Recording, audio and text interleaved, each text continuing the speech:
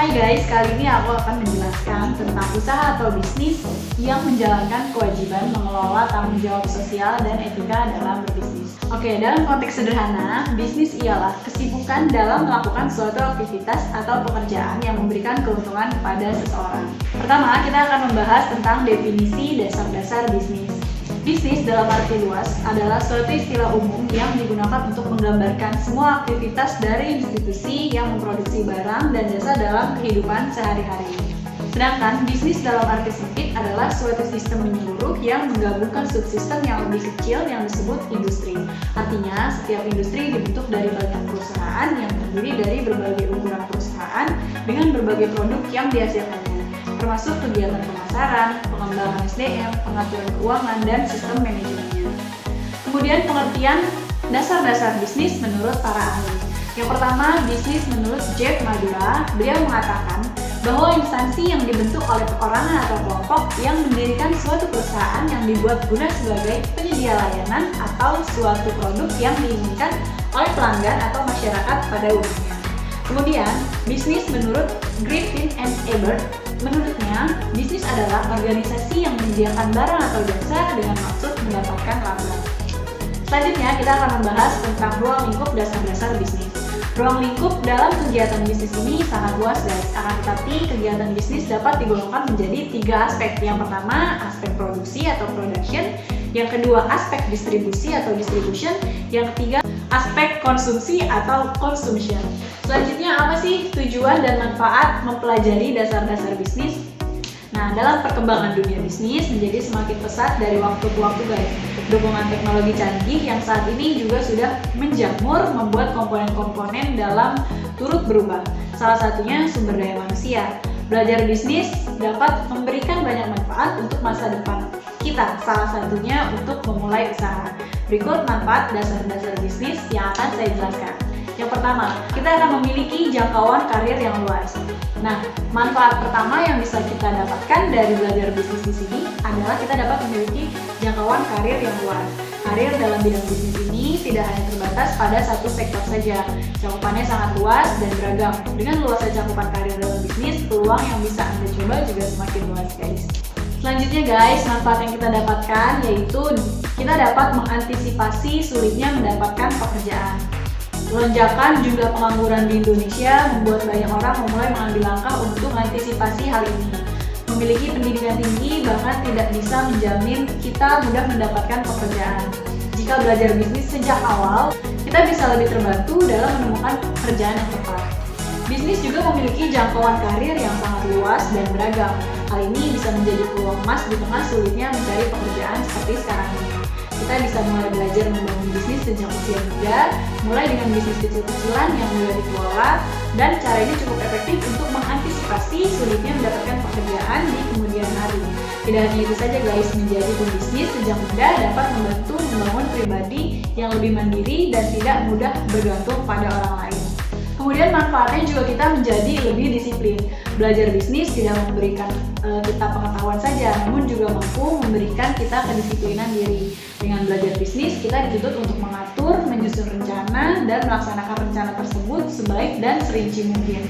Sebagai pemegang kendali penuh atas bisnis kita, disiplin menjadi salah satu sifat wajib yang harus kita miliki. Keterampilan dan kepemimpinan yang baik akan membantu kita dalam memimpin dan memotivasi orang lain, berkomunikasi dengan baik, dan berpikir secara kritis. Kita juga akan dilatih bagaimana cara mengambil keputusan yang tepat hingga menyelesaikan permasalahan dalam bisnis kita. Nah, itu tadi guys beberapa manfaat dari kita belajar dasar-dasar bisnis. Belajar bisnis tidak hanya bisa dilakukan di sekolah saja. Kita juga bisa belajar dari sumber lain seperti kursus atau mencari mentor yang sudah berpengalaman dalam bisnis. Artinya kita bisa sharing ke orang yang lebih berpengalaman ya guys. Kemudian pembahasan selanjutnya guys, kita akan membahas tentang mengelola tanggung jawab sosial dan etika dalam berbisnis. Nah, ketika kita mampu membangun dan mengembangkan sebuah bisnis yang sudah kita bangun, yang harus kita perhatikan tidak hanya sekedar keuntungan maupun kerugian, kita juga harus memperhatikan manajemen bisnis atau etika berbisnis, baik internal maupun eksternal. Etika di sini menjadi sesuatu yang sangat penting bagi usaha kita, bukan hanya mencakup pimpinan saja, tetapi berkaitan langsung dengan karyawan ataupun pihak yang bekerja sama dengan bisnis kita. Yang pertama kita harus tahu dulu guys, apa sih tanggung jawab sosial dalam berbisnis? Tanggung jawab sosial perusahaan adalah konsep manajemen di mana perusahaan mengintegrasikan masalah sosial dan lingkungan dalam operasi bisnis mereka dan interaksi dengan pemangku kepentingan mereka. Nah, tanggung jawab sosial perusahaan ini umumnya dipahami sebagai cara di mana perusahaan mencapai keseimbangan antara kepentingan ekonomi, lingkungan, dan sosial. Selain tanggung jawab guys, kita juga harus tahu apa sih etika dalam berbisnis. Etika dalam berbisnis adalah metode-metode kegiatan bisnis yang merangkum keseluruhan aspek yang berkaitan dengan bisnis tersebut, termasuk di dalamnya ada individu, perusahaan, dan masyarakat sekitar. Dengan adanya tanggung jawab dan etika bisnis ini dapat dijadikan sebagai pedoman bagi karyawan maupun manajemen dalam melaksanakan tugas sesuai dengan sikap yang profesional. Kemudian, apa sih mengelola tanggung jawab sosial dan etika dalam berbisnis? Di sini saya akan menerangkan pengertiannya guys. Jadi dalam berbisnis ada berbagai etika yang wajib kita terapkan dalam pengelolaan dan eksekusi dari sebuah bisnis. Etika yang baik akan membuat bisnis lebih mudah berkembang dengan sehat sekaligus menumbuhkan citra yang baik dari bisnis kita tersebut. Mengelola tanggung jawab di sini dapat diartikan sebagai tanggung jawab dari sebuah manajemen organisasi untuk membuat keputusan dan melakukan tindakan yang meningkatkan kesejahteraan dan kepentingan masyarakat serta kepentingan perusahaan. Nah, selanjutnya guys, di sini pembahasan intinya yaitu bagaimana mengelola tanggung jawab sosial dan etika dalam berbisnis. Suatu bisnis di sini diharapkan bisa mengembangkan sistem tanggung jawab sosial yang disesuaikan dengan lingkungan bisnis kita sendiri. Jika tanggung jawab yang ini berhasil diatur oleh suatu perusahaan, maka hal tersebut bisa juga termasuk bagian dari aktivitas ekonomi perusahaan. Mempertahankan tanggung jawab sosial pada perusahaan akan memastikan integritas antar masyarakat dan lingkungan sekitar terlindungi. Yang pertama, tanggung jawab terhadap lingkungan guys. Perusahaan harus ramah lingkungan nih, artinya perusahaan harus memperhatikan, melestarikan, dan menjaga lingkungan. Misalnya tidak membuang limbah yang mencemari lingkungan. Kemudian tanggung jawab terhadap karyawan. Semua aktivitas manajemen sumber daya manusia seperti perekrutan, pengupahan, pelatihan, dan kompensasi kesemuanya dalam rangka tanggung jawab perusahaan terhadap karyawan. Nah, tanggung jawab perusahaan terhadap karyawan salah satunya dilakukan dengan cara mendengarkan pendapat karyawan dan hormati pendapatnya. Nah guys, pembahasan intinya di sini yaitu tentang usaha atau bisnis yang menjalankan kewajiban mengelola tanggung jawab dan etika dalam bisnis properti. Pada sistem perusahaan juga dapat dinilai dari kualitas produksi dan distribusi yang dilakukan guys. Kualitas produksi dan distribusi yang baik bertujuan untuk memberikan produk yang terbaik bagi konsumen serta melayani kebutuhan konsumen. Salah satu distribusi yang dilakukan untuk perusahaan properti ini difokuskan bagi kalangan kelas menengah yang memiliki pendapatan menengah, akan tetapi tidak memungkinkan kalangan lain seperti wirausahawan juga membeli di perumahan kita. Konsep selanjutnya yang harus diterapkan adalah konsep keadilan guys.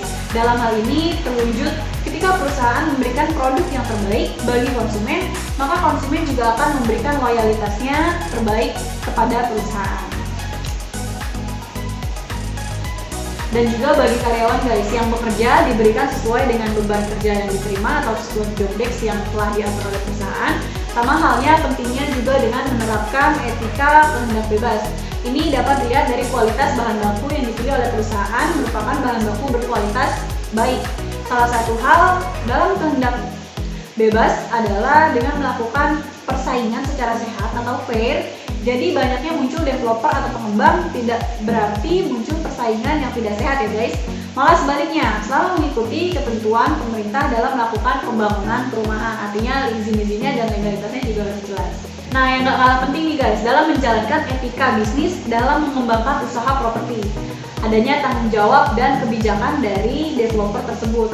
Dalam hal ini dapat dilakukan oleh perusahaan dengan cara membuat sertifikat perusahaan agar berbadan hukum dan juga dianggap legal berdasarkan status perusahaan.